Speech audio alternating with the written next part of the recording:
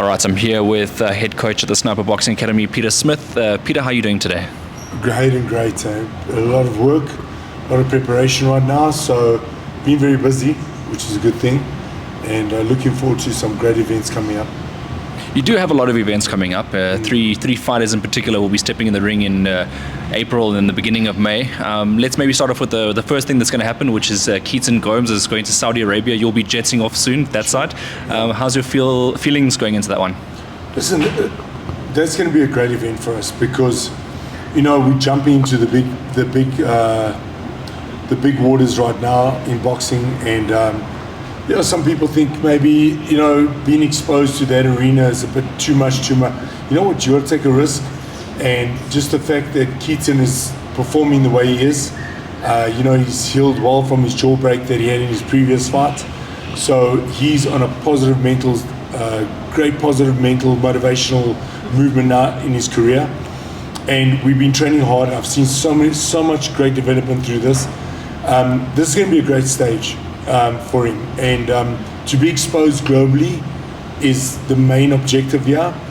And obviously the way it works right now, the draw card, how they're drawing it, it's going to be when we arrive in Saudi, so we don't know who we're fighting.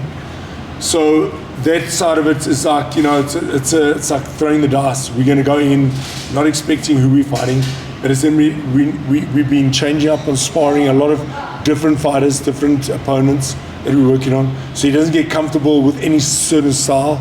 Normally you're fighting, you're trying to mend a fighter to that style.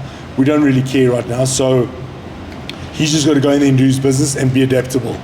Well, does that add to the excitement, do you think? The fact that, you don't even know who you're coming up against. Everyone's got an even playing field. How do you basically go into that with mindset-wise? Do you think Keaton's okay with that? Listen, Keaton, sure, where he's right now mentally is in a powerful state. I've seen him in his career. I think the last fight we had when we fought Sean did him great benefit because it really shifted him out of his comfort zone. And he's come to realize the reality behind boxing, how serious to take it. So we looking at this, going into this event, it's like almost like an amateur draw card in going to Olympics. Mm-hmm. You don't know who you're drawing. Sure. So, you're going to go into Olympic Games, you fighting anybody and everybody to get to the top. And that's basically what it is in the professional arena, what they're doing right now. And I know it's for the new generation of the new young guys coming up. So you kind of know what's out there, and it's exposing yourself internationally very quickly, early in his career, where, you kind of wait, you win SA championships, you defended a couple of times. Almost kind of at the end of your career, you kind of jumping into the international scene, which is not the greatest strategy for fighters. If we can get them internationally, sooner the better, And, it's also about the fighters train for a purpose. They've got to start believing in what they do. And how do we stand globally?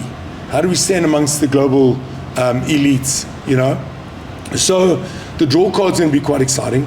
I don't know what we're up against, but I know we're in the heavyweight division. Personally, I like Keaton in the bridgerweight, the kind of weight division. But it's got punching power. Keaton's a strong boy. And this is where skills will outdo size. And, you look at Usyk. Yeah. The most skillful fighter, pound for pound, in my books, the greatest pound for pound fighter in our time.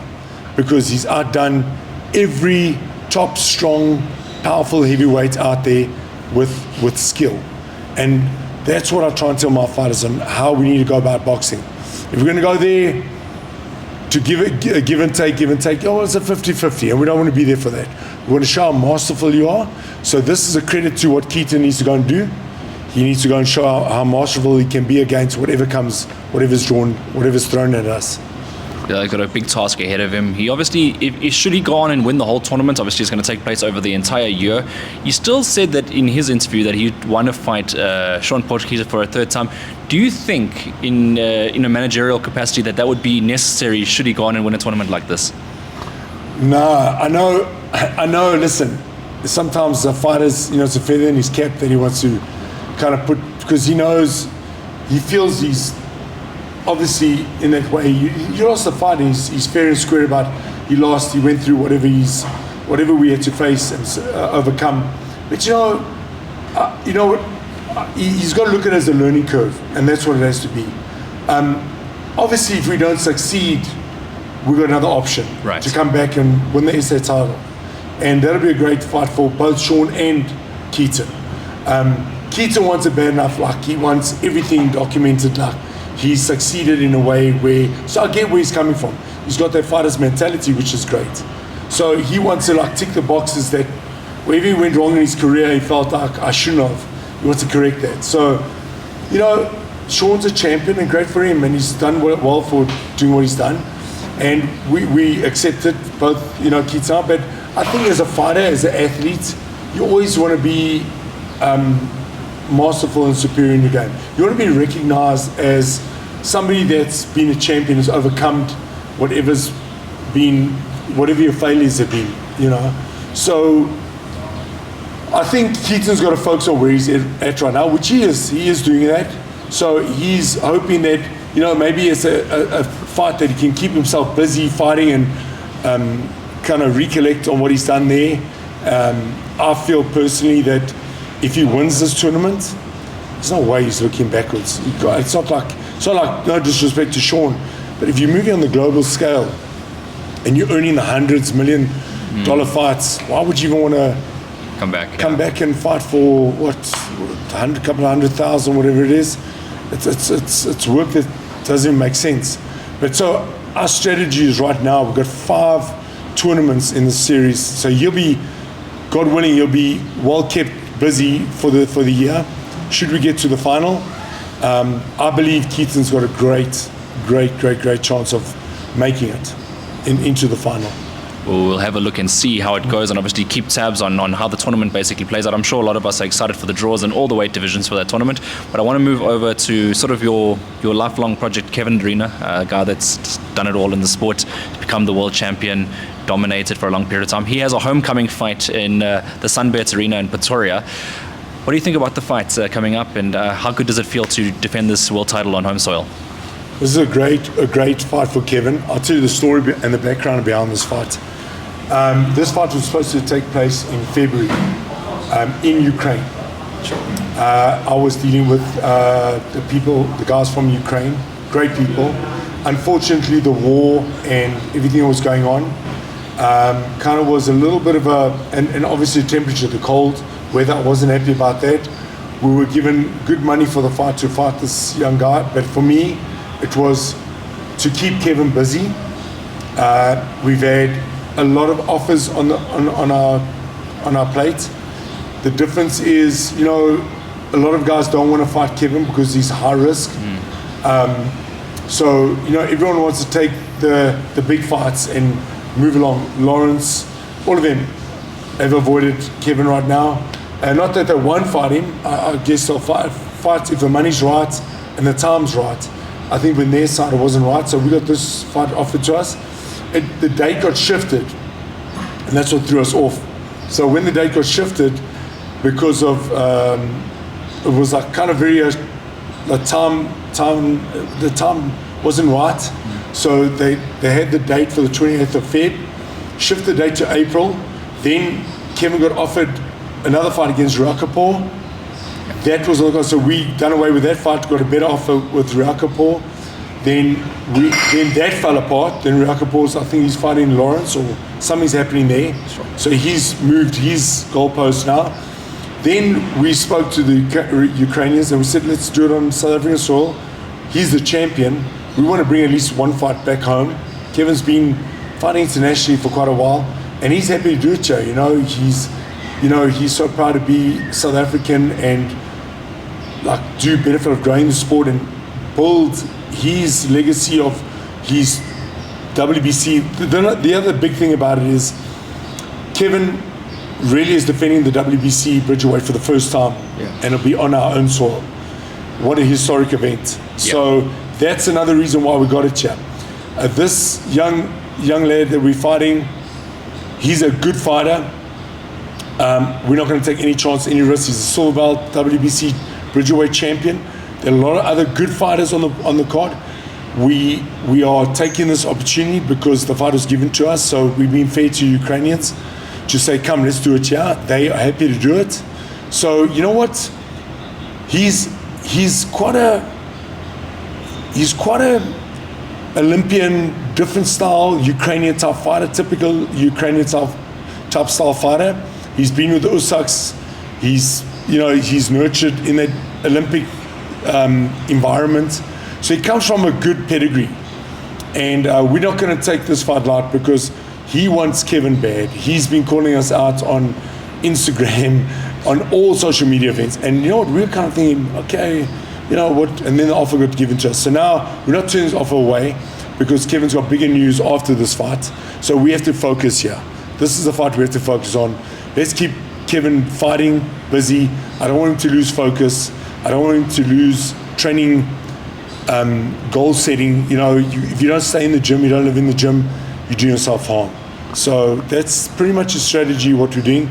We're not taking this fight like it's just going to be a giveaway fight.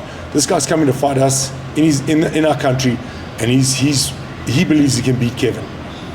Yeah, it's a massive one as well for just the local fans as well. The arena is massive, so that's the other challenge, is to sell all those tickets and, you know, obviously get everyone out there and support Kevin Lerena on fight day. Kevin is up there with the best in the country at the moment. That he's arguably in the top one or top two boxers, so he's made himself a really big name. Do you see him winning by a stoppage in this one? Do you see him winning on points? How do you see? I mean, and you did mention the Olympic pedigree of this guy, so how do you see it playing out? And that's interesting because, you know, I'm not sure what their strategy is on Kevin. What are they doing? Are they gonna try and win by points, move around the ring, use the ring? I don't really care what they bring. We're working on our strategy. I know I'm working all these different ideas they would kind of bring to us. I see he's that kind of mover. He's a mover. He's quite aggressive. He comes to fight. He tries to create damage and harm. But I don't listen. The way Kevin's looking lately, I haven't seen him look like this in a long time. So Kevin knows he's working harder and harder to get the big fights, and they're knocking at his door. My strategy is to keep him busy, keep him active, keep his mindset on the championship belt. Let's not lose the Bridgeweight belt. You know, let's use this opportunity to keep this WBC as your meal ticket to the next big event. And they're knocking on the door, so we'll let you guys know what's next. We can't disclose now. We need to win. That's the main objective. First things first, get the win, and that's obviously going to be great because we'll cover that news as well, what the next step is. Exciting stuff.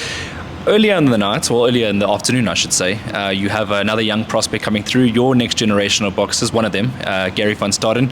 What's your thoughts on him? Gary, he's my boy. Yes, we've been how many years? 5 years. 5 years together now, and I've been really nurturing because for him there was no amateur background for him. I think he's had about 7 amateur fights, and he always got pulled off any championship fights. Never been given the opportunity to go for championship fights. Then, you know, it was to keep him busy, and I said, look, we can't sit another 2 years to try and get an amateur championship. Let's turn pro, which was high risk, you know, to let him go pro.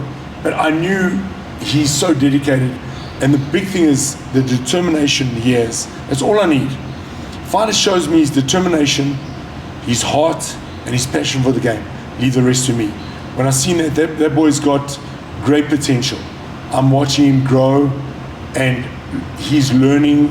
When I say learning, some fighters struggle to get to the next level. He's breaking through every time, you know. So he's at the golden steps. You know, this is where we got to strategize. I've done it with Rowan Campbell.